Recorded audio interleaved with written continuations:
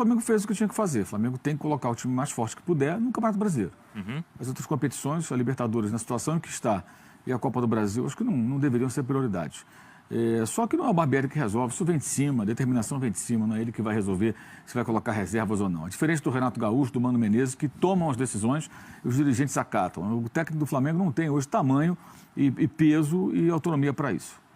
Tem ingênuo achar que ele vai resolver e que sem ter que obedecer ordens de algum cartola. Mas colocou o time que ele podia colocar, como eu disse há pouco, ele não tinha os suspensos, o René e o Cuellar, estreou o Paraguai Pires da Mota, que veio do São Lourenço, que acho que fez até um bom jogo, ele tem semelhanças com o estilo do Cuellar, errando um pouquinho, em espaços mais longos e tal, mas desarmando, se posicionando ali mais ou menos como se espera dele. Acho que foi uma estreia satisfatória. O Trauco achei bem até, é um jogador que é muito criticado porque apoia muito e vai muitas vezes mal defensivamente. Ele hoje nem apoiou tanto, eu acho que ficou mais preocupado em atuar como lateral e acho que fez uma partida correta, ainda participou de forma importante naquela bola, que eu acho até que o Diego iria naquela bola, estava perto, acho que se não tem nenhum jogador ali, o goleiro salta e faz a defesa, provavelmente, mas não importa. Ele estava posicionado ali e impediu que poderia ser o gol do Cruzeiro. E acho que foi uma atuação razoável, mas na situação do Flamengo, depois de 2 derrotas, por diferentes competições, o time tinha que ganhar o jogo, né? O time tinha que jogar para vencer a partida. O Cruzeiro deu trabalho no final do primeiro tempo e no segundo tempo, quando já não era um time reserva mais não, né? Que começaram o jogo o Léo, o Ariel Cabral e o Henrique. Aí vieram do banco Robinho, Arrascaeta e Thiago Neves. Então você tinha 6 titulares, o goleiro reserva, Rafael, é um bom goleiro, ou seja, não é o Fábio é o titular absoluto, mas o Rafael é um bom goleiro, ou seja, no gol ali não tinha daqueles goleiros fraquinhos assim, né? Tinha um cara confiável. O próprio Raniel é um cara que pode ser titular. Exato, é um cara que às vezes, até quase todo jogo tem essa dúvida, joga ele, joga Barcos, né? Ou seja, aí o Cruzeiro tinha um time forte em campo. Acho que isso explica o jogo mais equilibrado na segunda etapa.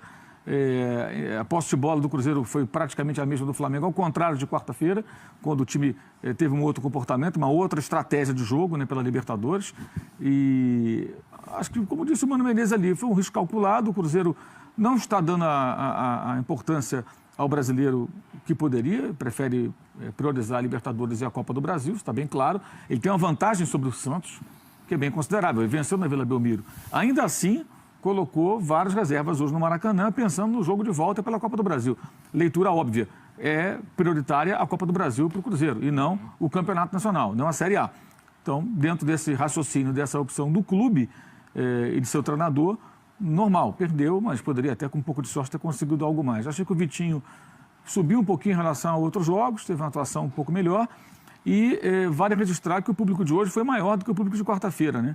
O preço médio do ingresso hoje foi de R$ 31,00, o preço médio na quarta-feira foi de quase R$ 79,00. É uma diferença de 250%. Acho natural que a diretoria do Flamengo cobre mais caro os jogos da Libertadores do que do Campeonato Brasileiro. Ok, tudo bem. Jogos eliminatórios, um grande adversário, tem um apelo diferente. Mas uma diferença de 250% não tem explicação.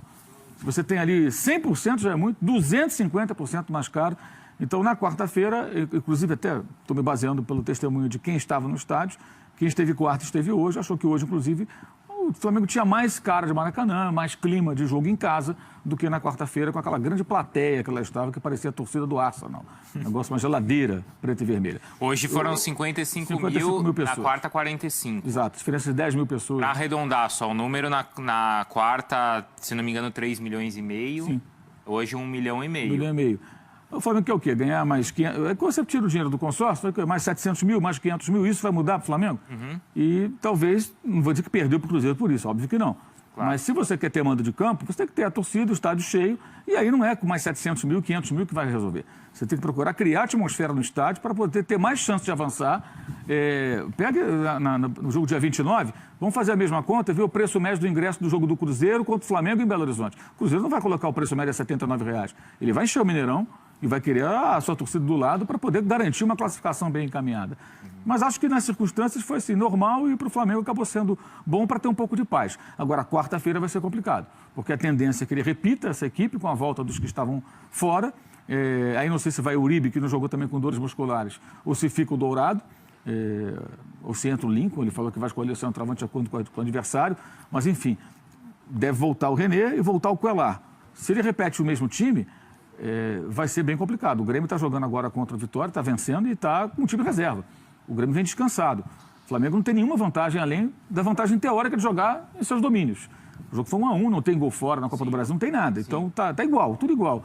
Eu acho que vai ser bem complicado na quarta-feira, porque o Flamengo fez escolhas erradas, jogando seguidas partidas com força máxima. Deveria ter feito algo na linha do que fez o Mano, em jogos outros, colocando um time, Copa do Brasil principalmente, colocar um time misto, deixar alguns jogadores importantes no banco, lançá-los de acordo com a necessidade, seja para defender, garantir um empate, um resultado, seja para tornar o time mais agressivo, buscar um gol que possa ter um peso importante no cenário da partida.